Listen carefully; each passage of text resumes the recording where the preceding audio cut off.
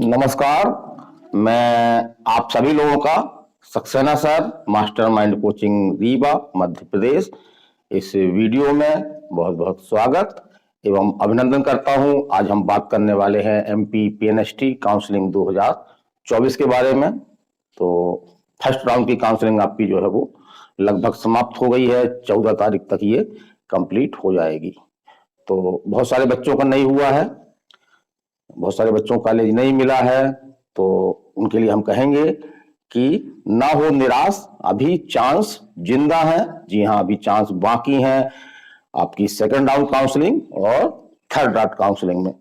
तो इस वीडियो में आज हम आपके सभी जवाबों का जो सभी सवाल हैं आपके, उनका जवाब देने का हम पूरा प्रयास करेंगे। और आप हमसे सवाल पूछ भी सकते हैं, तो हमारे मैसेज बॉक्स में सवाल कर सकते हैं या हमारे मोबाइल नंबर पे, जी हाँ 930 281 2239, उस पर भी आप हमसे जो है वो अपने डाउट वगैरह क्लियर कर सकते हैं। तो चैनल को सब्सक्राइब कर लिए, बेल आइकन कर लिए और उसके बाद हमको मैसेज करिए। हम आपके हर सवाल का पूरा जवाब देने का प्रयास करेंगे। तो इस वीडियो में हम आज बहुत सारे आपके अंदर जो क्वेश्चन है उसको हम लेकर के आए हैं। जैसे कि पहला क्वेश्चन हमारा है कि कौन लोग करें सेकंड राउंड की काउंसलिंग। तो सेकंड राउंड की काउंसलिंग में कौन लोग पार्टिसिपेट करें या नेक्स्ट एग्जाम की तैयारी में जुट जाएं, तो आज हम इस वीडियो में ये बताएंगे। पूरा कैटेगरी वाइज हम बताएंगे। UR, EWS, OBC, SC, ST, सैनिक कोटा है आपका, पीएच फिजिकल हैंडीकैप कोटा है, फ्रीडम फाइटर, एफएफ और आशा कार्यकर्ता। तो सभी के बारे में हम बताएंगे कि किन लोगों को जो है वो कितने नंबर हैं कि उनको सेकंड राउंड की काउंसलिंग में पार्टिसिपेट करना चाहिए। और सेकंड राउंड की काउंसलिंग कब स्टार्ट हो जाएगी, इसका क्या शेड्यूल रहेगा, इस पे भी हम चर्चा करेंगे। और बहुत सारी बच्चियां रजिस्ट्रेशन नहीं करवा पाई हैं फर्स्ट राउंड काउंसलिंग में, तो क्या सेकंड राउंड काउंसलिंग में फिर से रजिस्ट्रेशन होंगे क्या, उसके बारे में भी हम चर्चा करेंगे। इसी तरह से बहुत सारी बच्चियों ने अपग्रेड कराया है, तो वो क्या करें। और ऐसे भी मामले देखने में आए हैं कि आपने अपग्रेड नहीं किया, लेकिन या तो ऑपरेटर की गलती से या किसी अन्य कारण से आपका अपग्रेड शो कर रहा है। जैसा कि एक एग्जाम्पल हमारे पास है इसमें।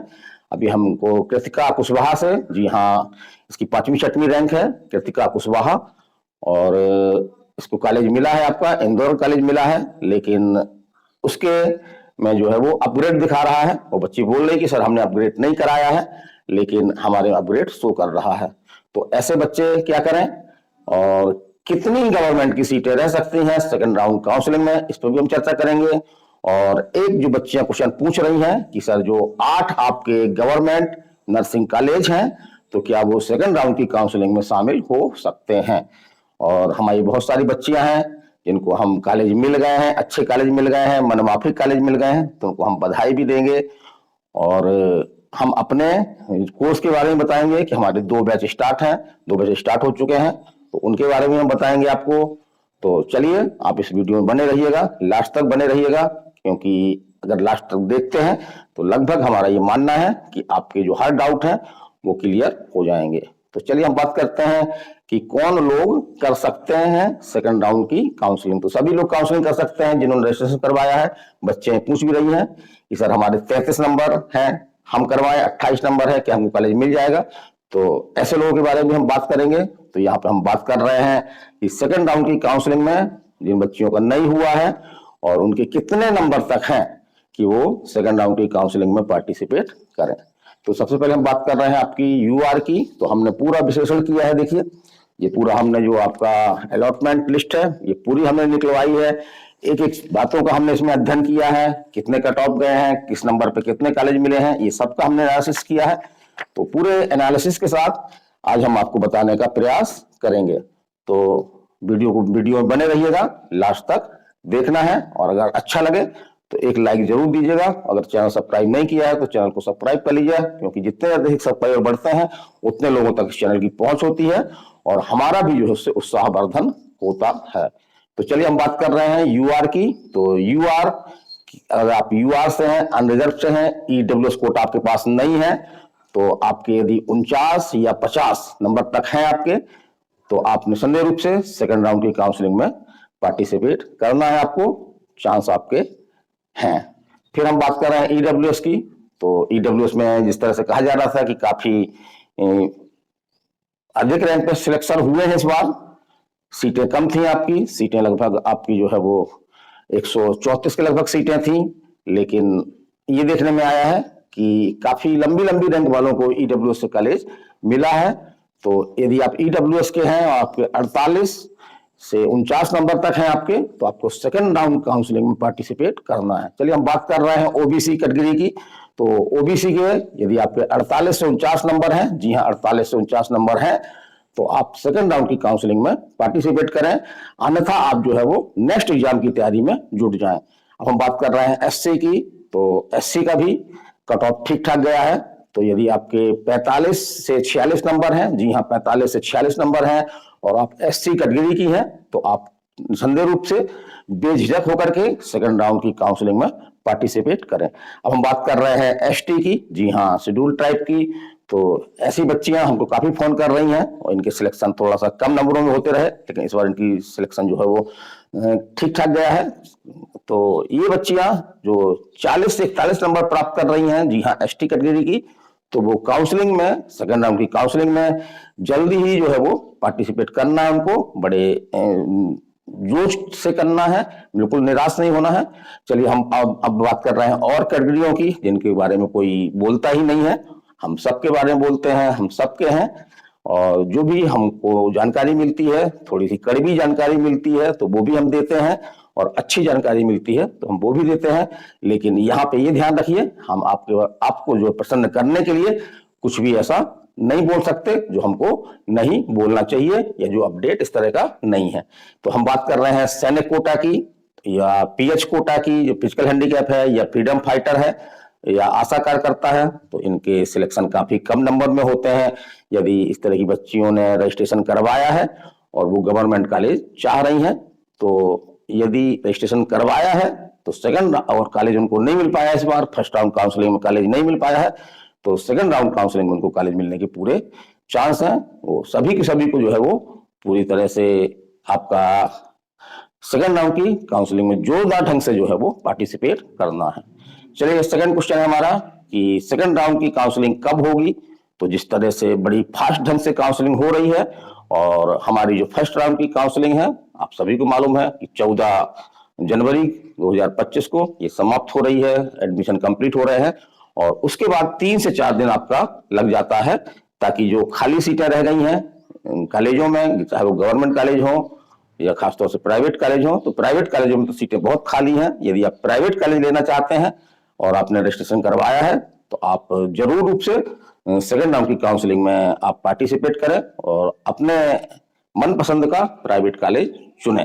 अगर प्राइवेट कॉलेज नहीं चाहती हैं तो फिर तो एक ही विकल्प है कि नेक्स्ट एग्जाम बहुत दूर नहीं है, जून माह में एग्जाम है MPPNST 2025 का, उसमें तैयारी से जोरदार ढंग से जुड़ जाएं। तो सेकंड राउंड की काउंसलिंग कब तक होगी, तो लगभग हम मान लेते हैं कि 4 से 5 दिन आपका जो है वो जो खाली पद है वो पद जो है वो DME को भेजे जाते हैं, और उसी के बाद जो है वो उन पदों के अनुसार सेकंड राउंड की काउंसलिंग का शेड्यूल बनाया जाता है। तो हमें पूरी उम्मीद है कि 20 तारीख तक, जी हाँ 20 जनवरी 2025 तक सेकंड राउंड की काउंसलिंग के बारे में पूरी सभी स्थितियां स्पष्ट हो जाएंगी। इसका शेड्यूल जो है वो जारी हो जाएगा DME द्वारा। और अब हम बात करते हैं कि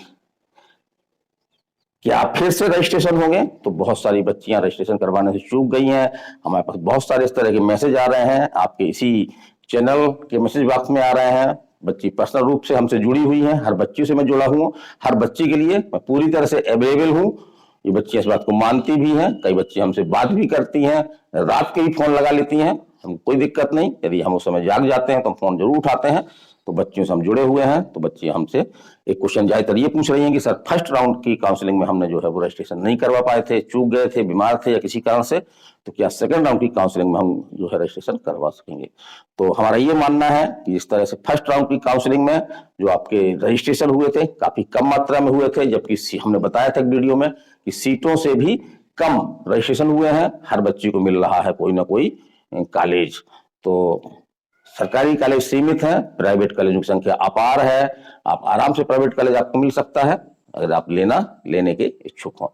तो रजिस्ट्रेशन आपका जो है वो 20 जैसे हम बता रहे हैं कि 20 जनवरी से आपकी पूरी तरह से स्थिति स्पष्ट हो जाएंगी। अब हम बात कर रहे हैं अपग्रेड की, तो बहुत सारी बच्चियों ने कॉलेज ले लिए हैं या उनके चॉइस फिलिंग में उनको ज्यादा अनुभव नहीं था, जबकि हमने निरंतर वीडियो बनाए हैं चॉइस फिलिंग के संबंध में कि आपको किस तरह से चॉइस फिलिंग करना है। एक कागज पे आपको सीधे सीधे नाम लिख के ले जाना है और उसी के आधार चॉइस फिलिंग करना है। तो कई बच्चियां क्या है नाम लिख के नहीं ले गई और अचानक जो है वो कंप्यूटर ऑपरेटर से बात करते हुए धोखे से जो है कई कई प्राइवेट कॉलेज भी लग गए हैं। तो ऐसी बच्चियों ने अपग्रेड किया है, तो ऐसी बच्चियां सेकंड राउंड की काउंसलिंग में पार्टिसिपेट करेंगी और उसमें वो अपने मनपसंद का कॉलेज ले सकेंगी। और कुछ धोखे भी हुए हैं कि धोखे से या तो कंप्यूटर ऑपरेटर की गलती से, जैसे एक बच्ची ने हमको खुद फोन किया, आपका कृतिका कुशवाहा, तो उसको आपका इंदौर जो मेडिकल कॉलेज है, गवर्नमेंट नर्सिंग मेडिकल कॉलेज है, तो वो मिला हुआ है उसको, लेकिन अपग्रेड शो कर रहा है। तो ऐसे लोग भी बिल्कुल चिंता न करें, घबराए नहीं। ये अगर अपग्रेड उनमें शो कर रहा है तो अपग्रेड की जो है वो प्रक्रिया में भाग लें, क्योंकि अपग्रेड का मतलब ये नहीं कि आपका जो कॉलेज मिला है वो चला गया, आपका वो कॉलेज आपके लिए सेफ हो जाता है। और यदि आप चॉइस फिलिंग में अन्य कॉलेज लेती हैं तब फिर वो कॉलेज की सीटें जो है वो वेकेंट होती हैं। लेकिन यदि आप चॉइस फिलिंग में कोई कॉलेज नहीं ले रही हैं तो जो कॉलेज आपको मिला हुआ है तो इंदौर आपको मिल जाएगा। जैसे कृतिका को इंदौर कॉलेज जो है वो मिल जाएगा, उसके लिए सेफ है।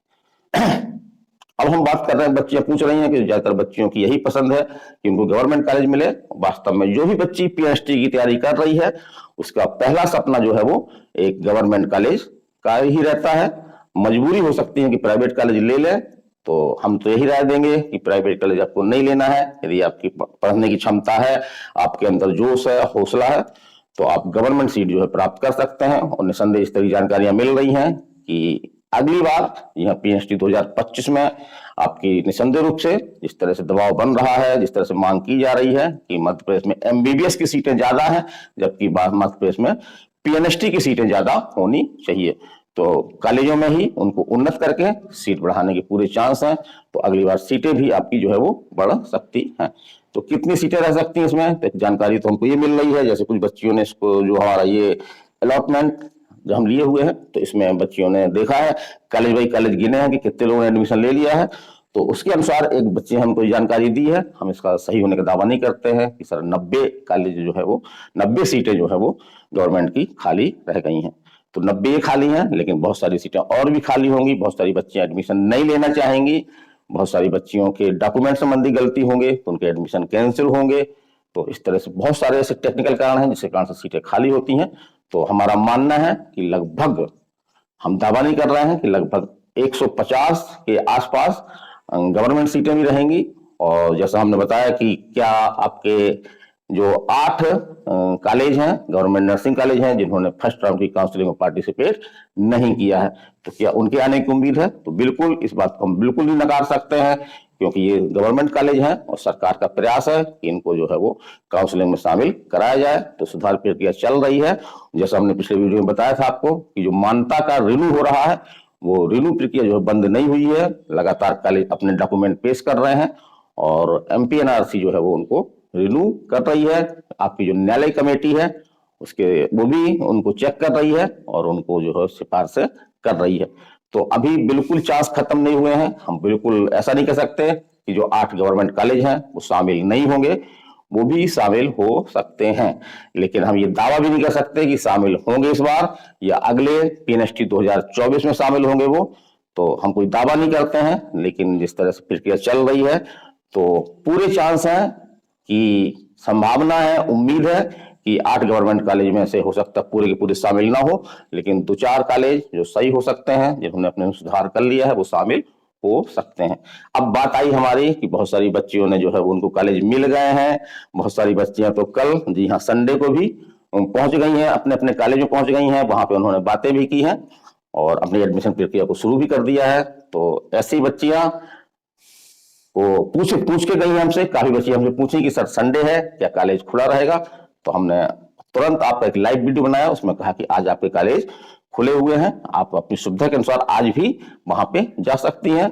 और थोड़ा डॉक्यूमेंट संबंधी दिक्कत आ रही है, खासतौर से आपका जो मेडिकल सर्टिफिकेट है उसको लेकर के, और एक आपका जो है वो क्या कहते हैं गैप सर्टिफिकेट, तो उसको लेकर के आ रही है, क्योंकि संडे था कल, सब नहीं बन पा रहा था।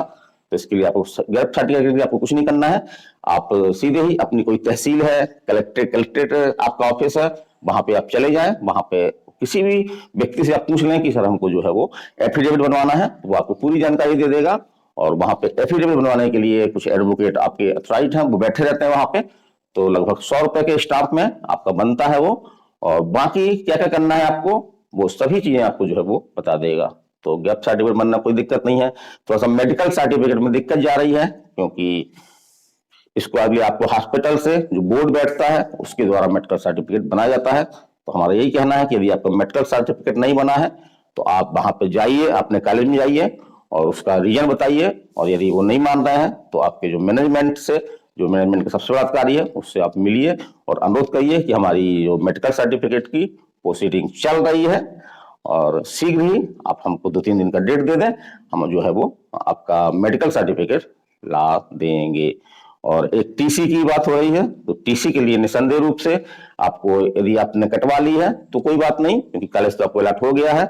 लेकिन यदि टीसी आपको नहीं मिल पाई किसी कारण से, या टीसी आपकी कॉलेज में जमा हुआ है, तो आपको टीसी के लिए आपको निसंदेह रूप से, जैसा कि हमने अभी आपके रीवा गवर्नमेंट कॉलेज में जो हमारी बच्चियां हैं, उन 2-3 बच्चियों से हमने बात की, तो उनकी भी यही था कि सर टीसी हमने जो है बाद में जमा की है और बाद में जमा करने का वो टाइम देते हैं। तो चलिए, जो बच्चों को कॉलेज मिला है उनको हम बधाई दे रहे हैं, क्योंकि हमें बहुत, हर बच्ची के सिलेक्शन पे, उनको कॉलेज मिलने पे, उनका सपना पूरा होने पर हमको भी बहुत ज्यादा खुशी होती है। तो हम बात कर रहे हैं अपनी बच्चियों की। यहाँ खुशी लोहा, इसकी आपकी 8वीं अच्छी रैंक थी, 7वीं 8वीं रैंक थी, लेकिन अब तो रैंक सुधर करके 5वीं 6वीं हो गई है। इनको आपका जो है अच्छा कॉलेज मिला हुआ है। और हम बात कर रहे हैं कृतिका कुशवाहा की। जी हाँ, इनकी 11वीं रैंक थी आपकी, अब तो रैंक में काफी सुधार आ गया है।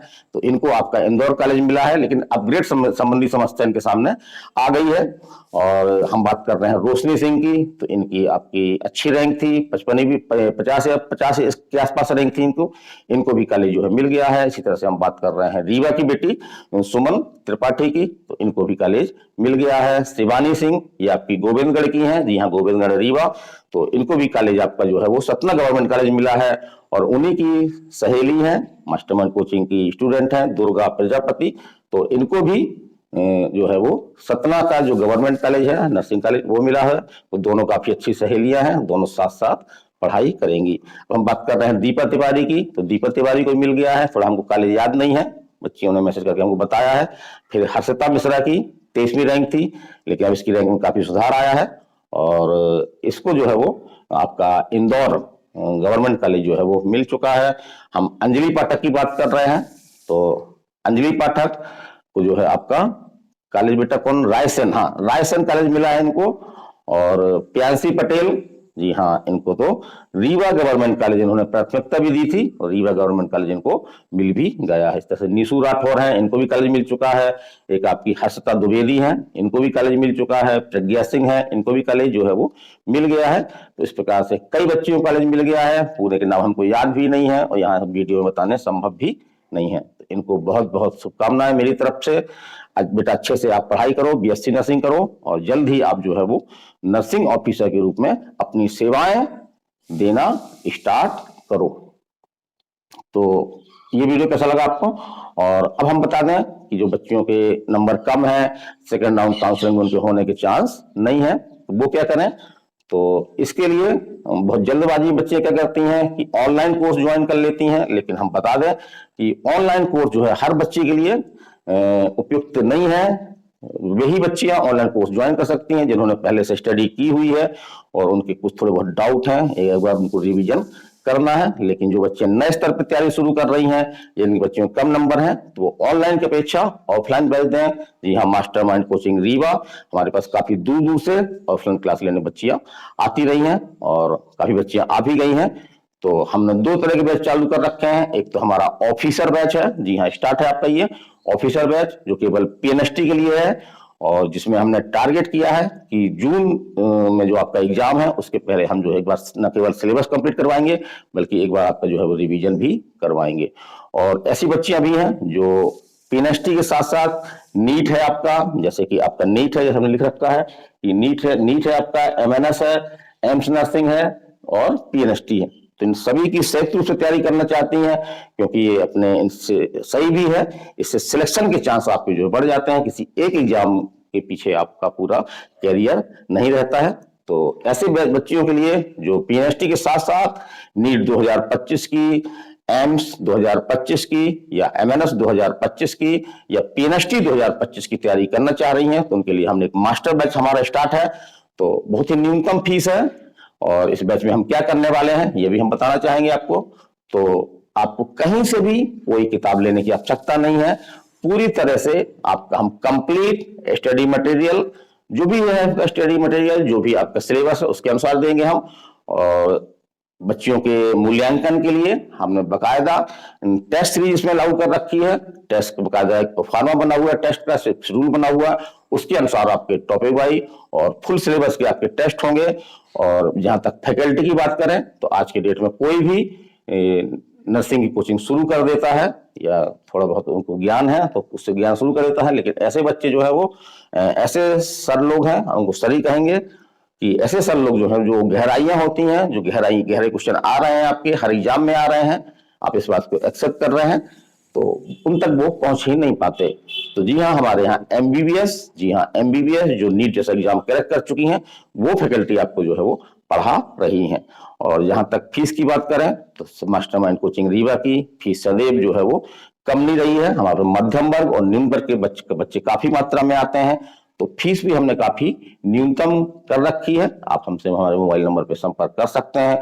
और ऐसी बच्चियां, क्योंकि समय आपके पास जो है लगभग 4 माह का लगभग समय आपको मिल रहा है, यदि आप नीट दे रहे हैं तो नीट के लिए आपको समय थोड़ा सा और कम मिल रहा है, क्योंकि 4 मई को आपका जो नीट का एग्जाम है। तो एग्जाम आपके हैं सामने, एग्जाम है आपके, टारगेट आपके सामने है, कोई छुपा हुआ नहीं है। तो आपका जो पीएनएसटी है उसका एग्जाम आपका जो है वो जून 2025 में है। इसी तरह से हम बात करें नीट की, नीट 2025 की, तो इसका एग्जाम आपका जो है वो 4 मई को है। और एम्स नर्सिंग की हम बात करें तो इसका एग्जाम आपका 1 जून को है। और जहां तक हम मिलिट्री नर्सिंग सर्विस एमएनएस की बात कर रहे हैं, तो एमएनएस के लिए सबसे पहली शर्त है कि आप नीट जो है वो क्वालिफाइड करना है, आपको नीट में सिलेक्शन ही लेना है। क्वालिफाइड नंबर काफी कम होता है, 150 के अंदर ही, यहाँ 720 में 150 के अंदर ही नंबर आपको प्राप्त करने पड़ते हैं। और उसके बाद आप जो है वो जो एमएनएस की प्रोसीडिंग है, सिलेक्शन की प्रोसीडिंग है, उसमें आप शामिल हो सकते हैं। तो हमारी जानकारी कैसी लगी, इस वीडियो को अधिक से अधिक शेयर करें, अधिक से अधिक सब्सक्राइब करें, क्योंकि हर एक सब्सक्राइब पर भी हमको खुशी होती है कि चलो एक लोग हैं जिन तक हमारी बातें अब पहुंचेंगी। तो निरंतर बने रहें, कोई भी अपडेट मिलता है, सेकंड राउंड की काउंसलिंग कब शुरू हो सकती है, आपकी क्या रजिस्ट्रेशन के बारे में कोई अपडेट आया है या आ सकता है, तो सबके बारे में, पूरा एक एक बात के बारे में हम पूरी तरह से नजर बनाए हुए हैं और आपको वीडियो बनाएंगे और उसमें आपको पूरी तरह से जानकारी देंगे। तो आज के वीडियो में इतना ही, थोड़ा सा लंबा हो गया होगा, क्योंकि मैं लंबा वीडियो बनाने की प्रयास नहीं करता हूं, क्योंकि मैं ये मानना है हमारा कि आप मोबाइल को ज्यादा देर तक न देखें, क्योंकि इससे आपकी जो है आंखें भी प्रभावित होती हैं और आपका मस्तिष्क भी जो है वो निसंदेह रूप से कुप्रभावित होता है, भारी हो जाता है, तो आपकी क्षमता थोड़ी सी कम होने लगती है। तो हम छोटे वीडियो बनाने का प्रयास करते हैं, थोड़ा सा, लेकिन जानकारी काफी थी इसलिए हमने वीडियो आपका थोड़ा सा बड़ा हो गया है, तो उसके लिए हमको क्षमा करिएगा। आइंदा मैं कोशिश करूंगा कि छोटे वीडियो बनाऊं, कम से कम शब्दों में ही हम बात कहने की कोशिश करते हैं, लेकिन इसमें हमने बहुत सी कम शब्दों में बात की, लेकिन थोड़ा सा वीडियो लंबा हो गया। तो चलिए, मैं आरके सक्सेना आपके अगले वीडियो में फिर मिलता हूं। तो मैं RK Saxena, mastermind coaching Rewa, Madhya Pradesh. नमस्कार, धन्यवाद।